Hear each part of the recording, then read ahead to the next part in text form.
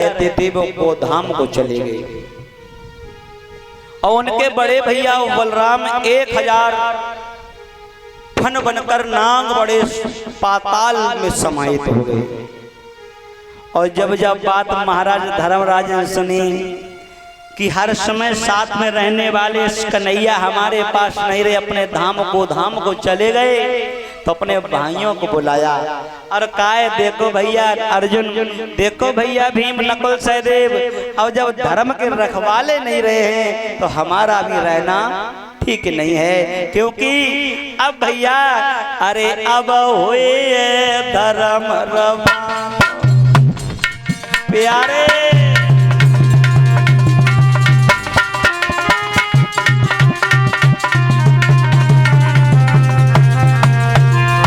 ए भैया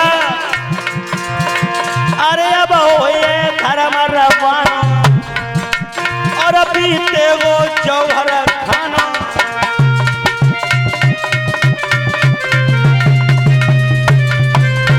ए भैया अरे मेरी कई धर्म सुतमा अब ही न लगे ना ठिकानो।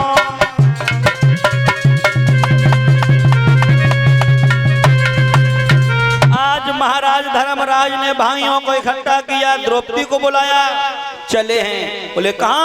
हिमालय की तलहटी में गलने के लिए। इसी बीच में महाराज परीक्षित को बुलाया।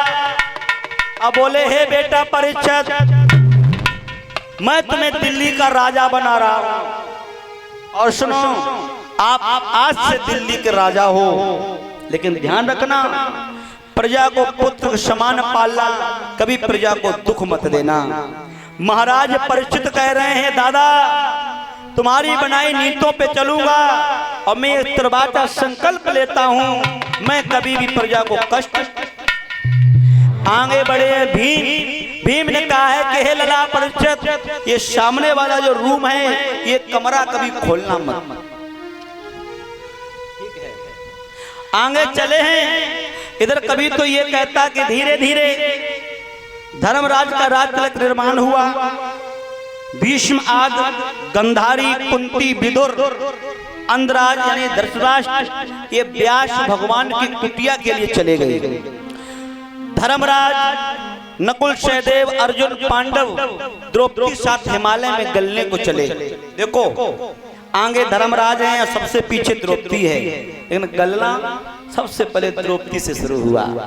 और जब द्रौपदी गली तो कोई और नहीं बोला माता, भीम चिल्ला के बोले भैया अरे भाभी गल रही है।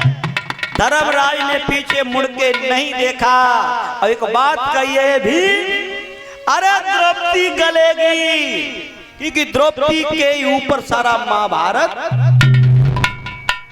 बड़े बड़े वीर बहादुर योद्धा धराशायी हो गए, कुरुक्षेत्र के मैदान में लाशों के अम्मा लग गए, खून की नदियां बह गई, जमीन लाल हो गई। कारण सिर्फ द्रौपदी गलेगी।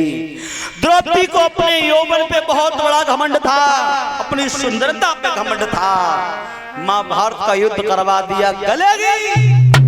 द्रौपदी गल गई, नकुल सहदेव गल गए, गांडीवधारी अर्जुन गल गए, गदाधारी भीम गल गए, धर्मराज का पैर का अंगूठा गला।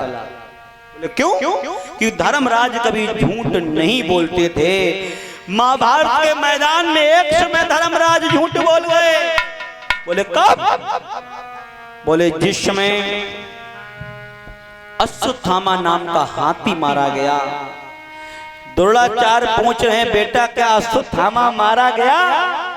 भीम माफ करना धर्मराज युधिष्ठिर कह रहे हैं हाँ गुरुजी अश्वत्थामा मारा गया। नर या कुंजर, और कुंजर नहीं कह पाई तब तक भगवान ने शंख फूंक दिया। यहाँ पर दोष लगा, पैर का अंगूठा गला, विमान आया, धर्मराज भगवान के धाम को। बोलिए गोविंद भगवान की।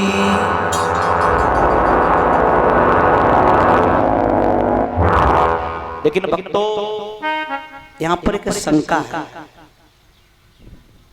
धर्मराज एक बार और झूठ बोले। बोले कहां? जिसमें अज्ञातवास व्यतीत करने के लिए गए हैं। राजा कमल नयन के यहाँ जब पहुंचे हैं विराटनगर में, तो सभी ने अपने अपने वेश बदले और कहा हम पांडव के चरागीर हैं, कोई पांडव को हलवाई बता रहे हो, कोई रसोईयागीर बता रहे हो। सबने वेश बदल के वहां पहुंचे, झूठ बोले थे। लेकिन इस कथा से शिक्षा मिलती है,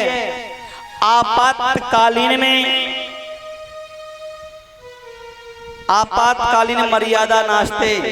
आपत्ति में अगर आप झूठ बोल जाओ तो पाप नहीं लगता। किसी बहन बिटिया का विवाह अच्छे घर में हो रहा है, तुम्हारे झूठ बोलने से तो तुम्हें पाप नहीं लगेगा। किसी की जान बच रही हो, तुम्हारे झूठ बोलने से झूठ बोल दीजिए, पाप नहीं लगेगा। अब महाराज हमने अपनी भागवत में यह भी पढ़ा है, स्त्री से अगर आप झूठ बोल जाते हैं तो भी पाप नहीं लगता है। लेकिन कायदा में बोलो, अब तो ना कि पर तुम पत्नी झूठ ही बोल रहे हो, है ना। तो आज सब पांडव गल गए हैं, इधर दिल्ली के राजा परीक्षित बने हैं। अब कथा मेरी और मोड़ ले रही है। और जब राजा बने, राजा को तो काम हो तो शिकार खेलवे। और देखो जब राजा बन गए, सर्व स्वतंत्र न सर पर कोई, मन आए करो तब सोई। तो परीक्षित जी को वह बात याद रही भीम वाली कि इस कमरा को खोल के मत देखना। सोचन लगे पता ना है हमारे बाबाजा में कौन सो खजानू गाड़ी है। और नरसिंह भैया आ जाओ भाई, नीत बाप खत्म हो जाए तो लड़का सबसे पहले बैंक की किताब देखत। बैंक की किताब जहाँ में 10-20 आए कि ना, गलती नहीं है महाराज, हकीकत है। तो भीम ने कहा था रूम खोल के मत देखना, और परीक्षित महाराज ने वह कमरा खोल के, और जब खोल के देखा है तो महाराज अचंभर आ गया। बहुत सुंदर सोने का मुकुट रखा है, इतना चमकीला दिव्य। महाराज लालायित हो गए। और परीक्षित महाराज ने वही मुकुट उठाया और अपने सिर पे लगा लिया। महाराज परीक्षित ने वो मुकुट लगा करके जिसमें घोड़ा पे सवार भये हैं। अरे प्यारे, ये कवि तो कहता है भैया मुकेश,